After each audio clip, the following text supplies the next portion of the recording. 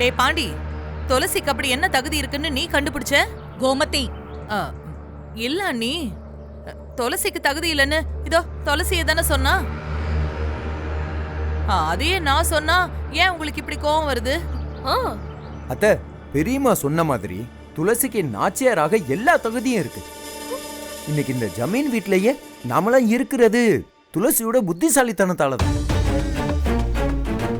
இல்லைன்னா இந்நேரத்துக்கு இந்த அரண்மனை வீடு சிவகாமிக்கு சொந்தமா இருக்கும். அவங்க சூழ்ச்சி பண்ணி இதை புடுங்கி இருப்பாங்க. அந்த சூழ்ச்சியை முறியடிச்சு இந்த வீட்டை மீட்டு கொடுத்தது யாரு? துளசி. அதெல்லாம் பார்த்துட்டு தான் நாச்சியார் பெரியம்மா அந்த முடிவுக்கு வந்திருக்காங்க. பெரியம்மாக்கு தெரியாதது உங்களுக்கு தெரியுமா என்ன? பேசாம இருங்க.